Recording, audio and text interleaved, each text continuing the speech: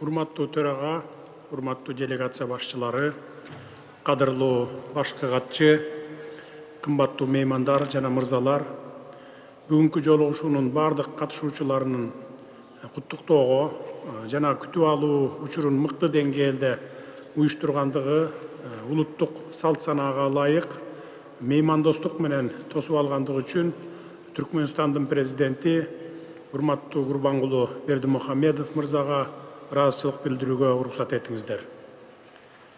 28 ноябрь баарыбыз үчүн маанилүү күн. Бүгүн биз экономикалык кызматташтык уюмунун мааракесин белгилеп жатабыз. Мүмкүнчүлүктөн пайдаланып, бул окуяга байланыштуу 15 саммиттин бардык катышуучуларын куттуктаймын. Баарыңыздарга чың ден соолук, бейпилдик жана ийгиликтерди каалаймын. Урматтуу төрага, урматтуу делегация башчылары, бүгүнкү саммит биздин уюмдун күн тартибиндеги актуалдуу маселелер боюнча кеңири пикир алмашууга, өлкөлөрүбүздүн өнүгүүсүнө тиешелүү жаңы сунуштарды, идеяларды талкуулоого, коронавирус пандемиясы менен климаттын өзгөрүшүнүн кесепеттерин тез арада жоюу темасында өз ара пикир алмашууга ары жагымдуу, ары ыңгайлуу шарттарды түзүүдө. Биздин мамлекеттер уюмдун максаттары менен милдеттерин аткаруу үчүн зарыл болгон бардык потенциалга, анын ичинде экономикалык мүмкүнчүлүктөргө, адамдык жана илимий ресурстарга эбегейсиз жаратылыш байлыктарына ээ. Экономикалык кызматташтык уюмунун өткөн мезгил ичиндеги ишмердигине баа берип, келечегин аныктап жатып, биз өлкөлөрүбүздүн акыркы бир нече жылда жаңы бийиктиктерге жетишкенин, өнүгүүнүн жаңы деңгээлине чыкканын жана татаал маселелерди чечүүгө жөндөмдүү экендигине күбө болуудабыз. Ошол эле учурда биздин мамлекеттер соңку учурда баштан кечирип жаткан дүйнөлүк экономикалык кризистин кесепеттери, ошондой эле заманбап чакырыктар менен эл аралык чөйрөдөгү коркунучтар уюмубуздун алдында жаңы милдеттерди коюп келет. Саммиттин урматтуу катышуучулары, климаттын өзгөрүп жатканын белгилеп кетүүнү маанилүү деп эсептеймин.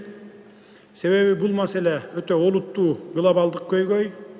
Аны чечүү үчүн бүткүл дүйнөлүк коомчулуктун токтоосуз аракети талап кылынат. Абадагы көмүртек көлөмүн төмөндөтүү жана циклдүү экономиканы пландуу өнүктүрүү боюнча кызматташтыкты жандандыруу жана бекемдөө зарыл. Муну менен COVID-19 пандемиясынан кийин жашыл экономиканы калыбына келтирүүгө, ошондой эле экономикалык кызматташтык уюмунун мейкиндигинде климаттын өзгөрүшүнөн улам келип чыккан кесепеттерди жумшартууга өбөлгө түзүлөт.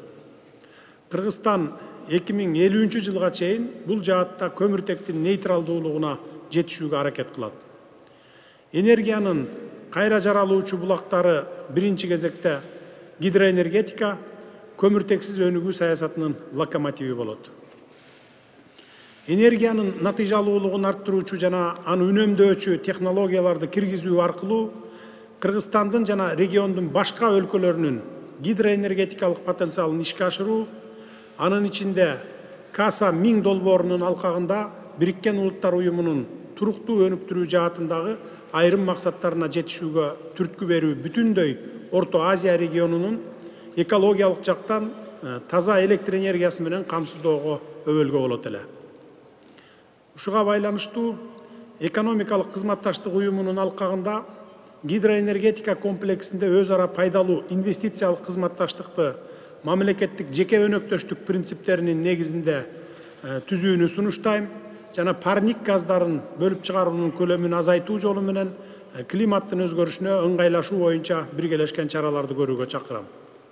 Саммиттин урматтуу катышуучулары, экономикалык кызматташтык уюмунун 2025 жылга чейинки перспективалары деп аталган концептуалдык документте каралган максаттарды ишке ашыруу үчүн экономикалык кызматташтык уюму экономикалык долбоорлор боюнча ишмердикти кеңейтүүгө, анын институттарын өнүктүрүүгө жана чыңдоого, аларды ийкемдүү кылуу аркылуу негизги принциптерин илгерилетүү үчүн дүйнө чакырыктарына даяр болушу керек. Заманбап шарттарга ыңгайлашуу үчүн экономикалык кызматташтык уюмунун ишмердүүлүгүн оптималдаштырууда зарыл болгон жана максатка ылайык келген чечимдер аркылуу жаңы сапаттык деңгээлге чыгуусу кажет. Соода экономикалык чөйрөдө региондук кызматташтыкты жүзөгө ашыруу үчүн экономикалык кызматташтык уюму бардык өлкөлөрүндө долбоорлорду каржылоонун реалдуу системасын түзүүгө багытталган масштабтуу реформаларга убакыт келди деп эсептейм. Биздин көз карашыбыз боюнча экономикалык кызматташтык уюмунун реформалары уюмдун катчылыгынын натыйжалуулугунун жана атаандаштыкка жөндөмдүүлүгүн жогорулатууга дагы багытталышы керек. Келечекте уюмдун катчылыгы өз ишмердигине экономикалык багытка басым жасап, бардык мүчө өлкөлөр үчүн артыкчылыктуу болгон долбоорлорду жүзөгө ашырышы зарыл. Саммиттин урматтуу катышуучулары, биздин уюмдун ишинин натыйжалуулугун арттыруу маселеси бүгүнкү күндө да болуп көрбөгөндөй актуалдуу. Бул маселе көп жылдардан бери жыйындардын күн тартибине киргизилип келе жатат.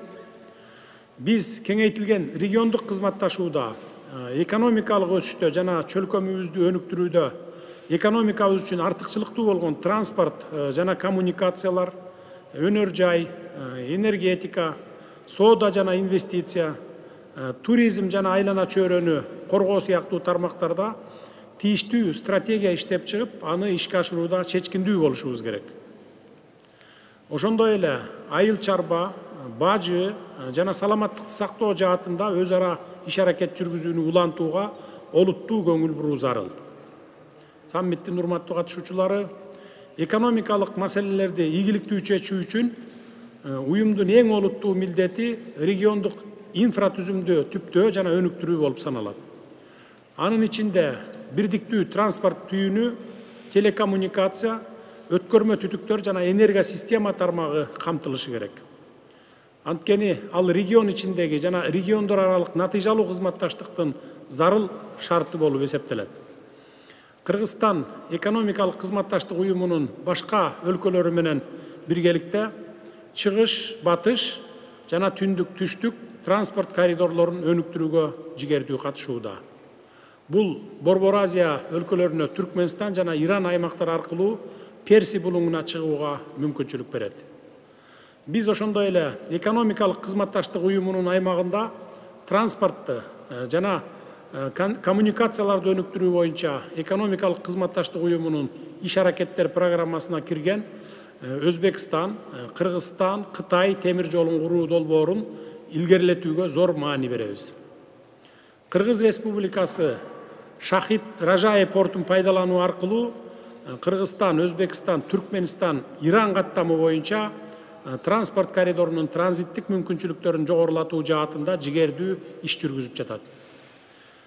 Мамлекеттерибиздин туризм тармагындагы кызматташтыгы да барган сайын жанданып барат. Биздин региондогу өлкөлөрдүн туристтик потенциалы чоң жана эл аралык туризмди өнүктүрүүдө көптөгөн мүмкүнчүлүктөргө ээ. Ошондуктан бул багытта да биргелешип аракеттенүү маселесин карап чыгууну сунуштаймын.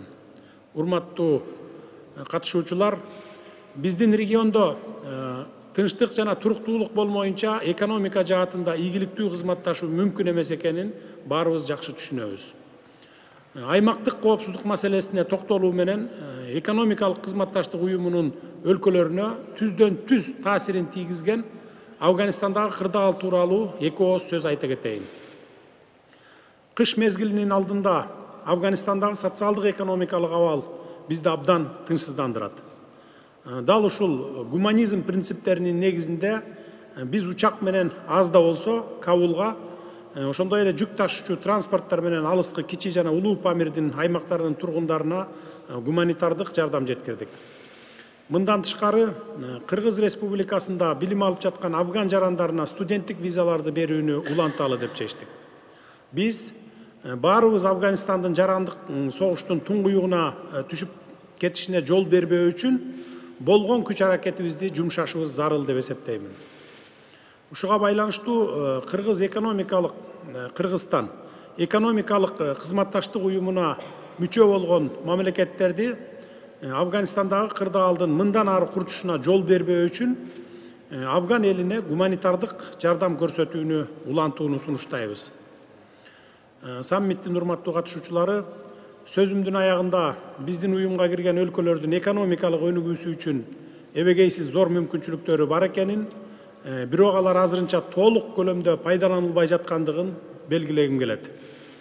Уюмга мүчө мамлекеттеринин экономикалык өнүгүү деңгээлдеринин ортосундагы айырманы азайтуу максатында биргелешкен, жыйынтыгында баары кошулуп келип, бирдиктүү натыйжа бере турган тиешелүү чараларды көрүшүбүз керек деп эсептейм. Кыргыз Республикасы көп тараптуу мамилелерди мындан ары бекемдөө үчүн бардык күч аракетин жумшоого даяр. Бүгүн биз кабыл алып жаткан Ашхабад декларациясы уюмубуздун бардык мүчөлөрүнүн кызыкчылыктарына жооп берет. Бул жолугушуу өз ара пайдалуу кызматташтыкта конкреттүү кадамдарды жасоого жалпылай умтулуубузду көрсөтүп турат деп ишенем. Биргелешкен аракеттер аркылуу гана биз алдыга койгон максаттарга жете алабыз. Көңүл бурганыңыздар үчүн терең ыраазычылык билдирем.